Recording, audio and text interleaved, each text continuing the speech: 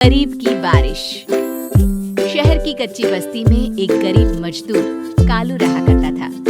कालू के घर में उसकी पत्नी जानकी थी। जानकी लोगों के घरों में झाड़ू पोछा करके कुछ पैसे कमा लेती थी और वहीं कालू किसी तरह मेहनत मजदूरी करके 2 वक्त की रोटी का जुगाड़ कर लेता था। कुछ दिनों से हो रही बारिश के कारण कालू की मजदूरी बंद हो गई थी।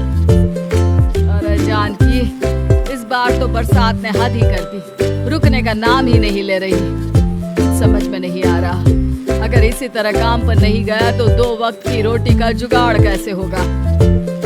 अरे तुम चिंता क्यों करती हो, बारिश का क्या है, 1 आध दिन में रुक जाएगी और उसके बाद में फिर से काम शुरू हो जाएगा। अरे 3 दिन तो हो गए, बरसात तो रुक ही नहीं रही है और आगे भी रुकने के कोई आसार नहीं दिख रहे। तो क्या हुआ, तुम्हारा काम बंद हुआ है ना? मैं तो अभी भी लोगों के घर झाड़ू पोछा करने जाती ही हूँ। मेरे पगार से कुछ दिन तो निकल ही जाएंगे। अरे घर का खर्चा तो हम किसी तरह चला लेंगे जानकी, लेकिन ये जो छत टपक रही है इसका क्या करेंगे?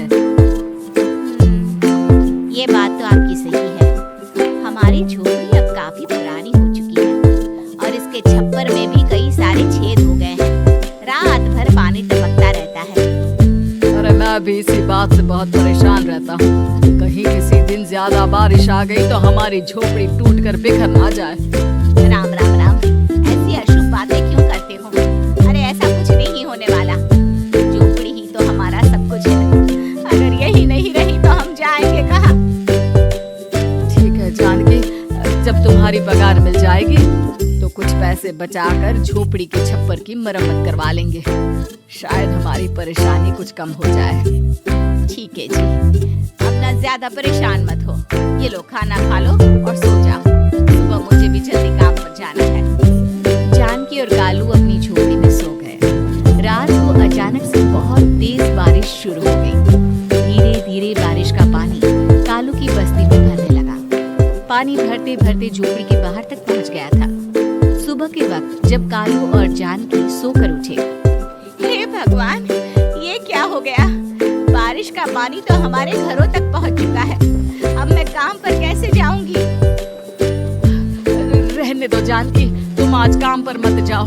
ऐसे पानी से निकल कर जाओगी और बीमार पड़ गई तो लेने के देने पड़ जाएंगे। लेकिन अगर नहीं गई तो मालकिन लोग नाराज हो जाएंगे। आप जानते हैं ना, बड़ी मुश्किल से 1 दिन की छुट्टी भी नहीं देती है। लेकिन जानकी, झोपड़ी के बाहर तो पूरी बस्ती में पानी भरा है, तुम जाओगी कैसे?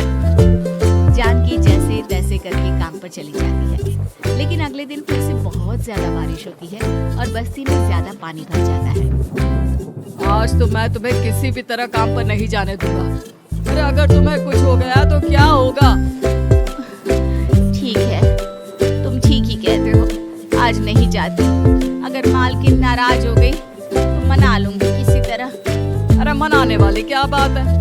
जब तुम बताओगी कि हमारी झोपड़ी में पानी भर गया है तो वो खुद ही समझ जाएंगे ना। अगले 2 दिन तक तेज बारिश होने की वजह से जानकी, कालू और आसपास की बस्ती में रहने वाले सभी लोगों के घरों में पानी भर जाता है, जिसकी वजह से जानकी काम पर नहीं जा पाती। और 3 दिन के बाद जैसे ही जानकी काम पर पहुंचती है, कहाँ थी तुम? पिछले 3 दिनों से काम पर क्यों नहीं आई? मेरे साथ क्या बताऊं, इतनी ज्यादा बारिश हो रही थी, हमारी पूरी बस्ती में पानी भर गया है और उससे भी ज्यादा तो मेरी झोपड़ी के अंदर पानी भर गया। आप ही बताइए कैसे आती मैं? इसका मतलब ये हुआ कि बारिश होगी तो तुम काम पर नहीं आओगी? ना ना, मेरे कहने का ये मतलब नहीं था मेम साहब। तुम जानती भी हो 3 दिन से कितनी परेशानी हो रही है मुझे। सारा काम मुझे खुद करना पड़ा। माफ कर दीजिए मालकिन जी, पर मैं क्या करती, आने के लिए रास्ता ही नहीं था। सब जगह पानी भरा हुआ था। बहाने तो तुझे बहुत बनाने आते हैं। जानकी देख, अगर अगली बार ऐसा किया ना तो फिर काम से हमेशा के लिए छुट्टी। अरे ना ना मालकिन, ऐसा मत कीजिए। बारिश की वजह से मेरे पति की मजदूरी भी छूट गई है। बड़ी मुश्किल से घर में 2 वक्त खाने की रोटी का जुगाड़ हो पाता है। आप मुझे काम से निकाल देंगे तो हम क्या खाएंगे? अगर इतनी ही चिंता है तो फिर रोजाना काम पर आया करो। चलो अब जल्दी से जाकर घर का सारा काम करो। बारिश रुकने का नाम ही नहीं ले रही थी। पूरे शहर में में बाहर जैसे हालात बन गए थे। लेकिन नौकरी जाने के डर से जानकी किसी तरह रोज काम पर जाती थी। एक दिन जब जानकी काम करके अपने घर लौट आई तो अचानक उसकी बस्ती में कुछ लोगों का शोर सुनाई दिया। अरे लगता है बाहर कुछ हुआ है, मैं जाकर देखता हूँ। हाँ हाँ, पता तो कीजिए कि बस्ती में लोग इतना शोर क्यों कर रहे हैं। बाहर जाकर कालू ने एक आदमी से पूछा, अरे क्या हुआ भाई, इतना शोर क्यों मचा रहा है? अरे क्या बताए भैया, अपनी बस्ती के बाहर एक पुल टूट गया है और वहाँ पर एक कार फंसी है। थोड़ी देर में अगर किसी ने नहीं बचाया ना तो वो कार पानी में बह जाएगी। ये क्या कह रहे हो भैया, कार के अंदर कोई है क्या? हाँ, कोई औरत बैठी है अकेली है, बहुत रो रही है बेचारी, मदद के लिए बुला रही है। अरे तो हमें जाकर उनकी मदद करनी चाहिए ना। लेकिन इसमें बहुत खतरा है, हमें अपने आप को बचाना चाहिए। पानी कभी भी हमारी बस्ती की तरफ आ सकता है। अरे तुम्हें नहीं चलना तो मत चलो, लेकिन मैं तो जाकर उस औरत की मदद जरूर करूंगा। कालू उस जगह पर पहुंचता है जहां वो औरत कार में फंसी हुई थी। वहां पर पानी का बहाव बहुत तेज था और सारा पानी कालू की बस्ती की तरफ ही आ रहा था। कालू ने एक बड़ी सी रस्सी को पेड़ से बांध दिया और दूसरे सिरे को कार की तरफ फेंक दिया और उस औरत को रस्सी के सहारे बाहर आने के लिए कहा। तभी वहाँ जानकी भी दौड़ती हुई आई। अरे ये तो मेरी मालकिन है, जिनके यहाँ मैं काम करने जाती हूँ। अरे मैडम जी, आप डरिएगा मत, आपको कुछ नहीं होगा। आपकी गाड़ी को भी मैंने रस्सी से बांध दिया है। थोड़ी देर में पानी का बहाव कम हो जाएगा, फिर हम आपकी कार को भी बाहर निकाल लेंगे। क्या तुम जानकी के पति हो? हाँ हाँ, जानकी मेरी ही पत्नी है, आपके यहाँ काम करती है ना। लेकिन मेम साहब, आप यहाँ पानी में कैसे फंस गई? अब क्या बताऊं, मैं अपनी सहेलियों के साथ पिकनिक पर गई थी, वहीं से लौट रही थी। अचानक पानी का बहाव तेज हो गया और मेरी गाड़ी फंस गई। अरे कोई बात नहीं मालकिन, अब ना आप बिल्कुल सुरक्षित हैं। मैं तो बहुत बुरी तरह डर गई थी, कब से मदद के लिए चिल्ला रही थी, लेकिन कोई मेरी मदद के लिए नहीं आया। भला हो तुम्हारा पति का जिसने मेरी जान बचा ली। लेकिन जानकी, मैंने तुम्हारे साथ बहुत गलत व्यवहार किया।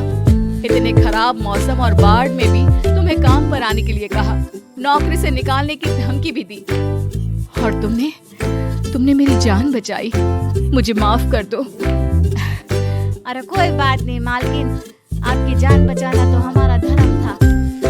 देखो जानकी, तुम्हारी झोपड़ी में जो भी नुकसान हुआ है उसके लिए मैं तुम्हें पैसे दूंगी। आज तुम्हारे पति ने मेरी जान बचाई है और आज के बाद मैं तुम्हें कभी भी नौकरी से निकालने की धमकी नहीं दूंगी। आज मैं तुम्हारी परेशानी को अच्छी तरह समझ चुकी हूँ। हम जैसे पैसे वाले लोगों के लिए अपने घर में बैठकर बारिश का मजा लेना बहुत आसान है, लेकिन तुम गरीब लोगों के लिए बाढ़ और बारिश काफी परेशानी खड़ी कर देते हैं। ये बात मुझे आज अच्छी तरह समझ आ गई है।